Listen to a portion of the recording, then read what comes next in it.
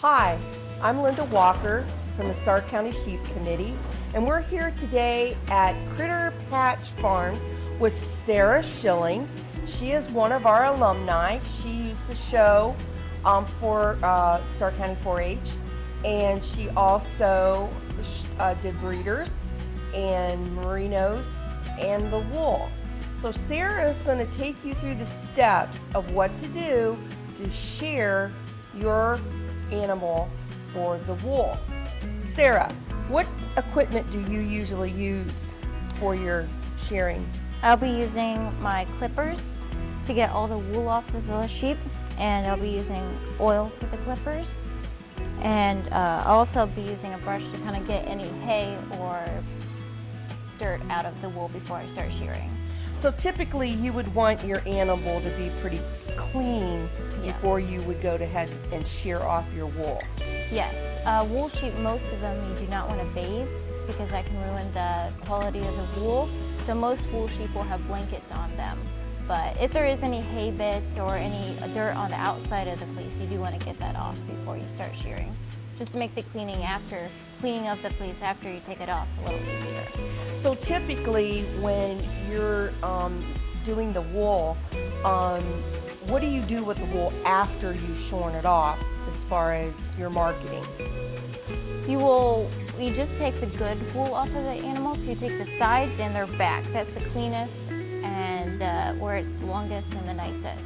So you'll take that off and you'll do something called skirting, which is basically getting any of the outlining off, any of the dirty wool, and then you will pick any what we call vegetable matter out. That's any dirt, any hay, any pieces of grass, any try to shake any sawdust or dirt out. You want the fleece as clean as it can possibly be.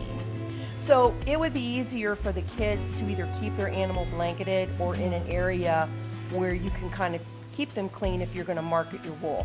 Yes, if you keep them inside, it's easiest to keep them on straw because then you don't have that sawdust in their fleece. And you'll want to learn about the type of wool sheep you are getting, because some breeds, having a blanket on them isn't actually good for the wool. So that's just something you have to research about the breed before you What typically happens with the wool if you don't have a proper coating on it? Certain breeds, I think like long wool breeds especially, if you have a blanket on them, their wool can mat, which then it'll be real hard to get apart and it is not a quality fleece. Very good. Who are you going to market this to? Hand spinners, people who like crafting with wool. So people who spin it to make scarves, sweaters, or people who needle felt, which is a different type of crafting that people do with wool. So yeah, mostly hand spinners. We'll get to that in a later video. We'll bring you up to speed on all this, what you can do with the wool. So right now, Sarah's going to get ready and we're going to do some shearing.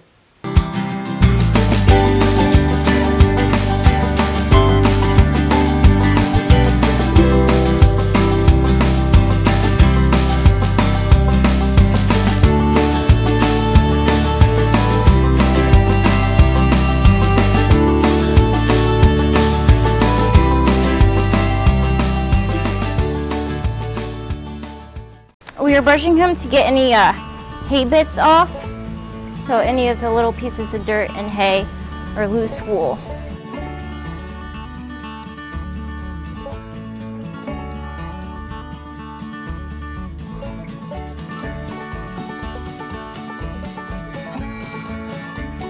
Now, if this is long wool, you wouldn't typically do too much of this.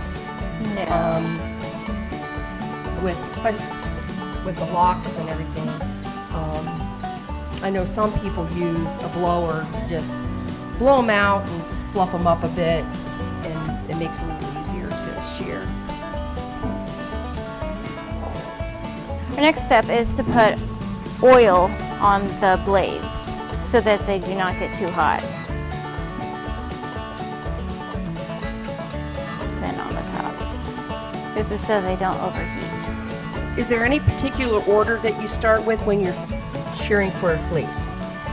Yes, when you're shearing for a fleece, you want to first get any of the wool that you will not be using for your final fleece off.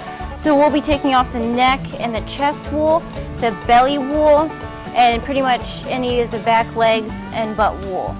Like from here to here and down to here, that is going to be the nicest part of your wool sheep. That's where it's going to be the cleanest and the longest.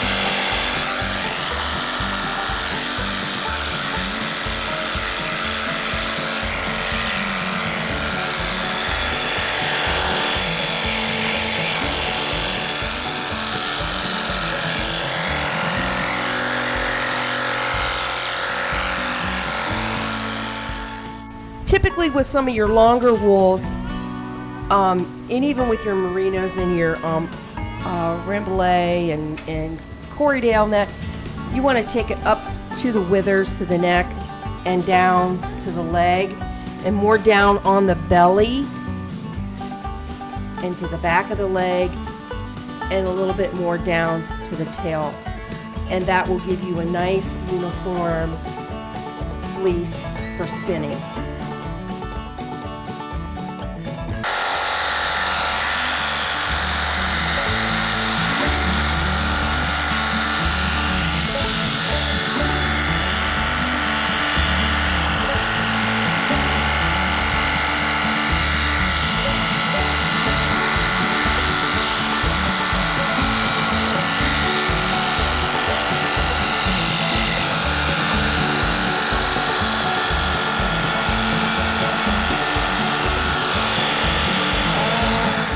Don't be afraid to get out there and shear your sheep.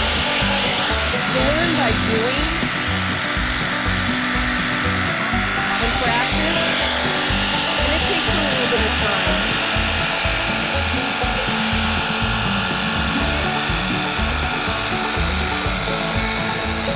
So next, while you have them in the blocking stand, you're going to go ahead and check their hooves, and if there's any trimming that needs to be done at that time, you're going to trim.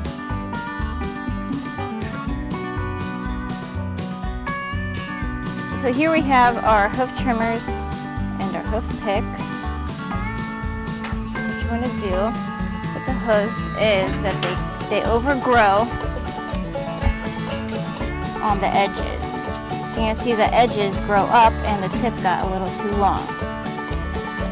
When a hoof overgrows like this, the sheep can get hoof rot under those edges there and in the center. So by keeping the hoof trimmed, you're preventing the sheep from getting any sort of hoof rot or hoof scald, and it's just more comfortable for them to walk.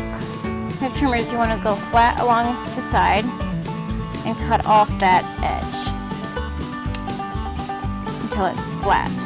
You can see the toes are pretty long. You want to be careful, you don't want to go back too far. You want to take a little bit off those toes too. See now that the hoof is flat, there's no overgrown edges. The toes are shorter. So this will help keep the hoof clean and healthy. We'd like to thank Sarah for doing our demonstration today, and hopefully you learned something. And we would like for you to watch for our next videos that'll be coming soon. Thanks, Sarah.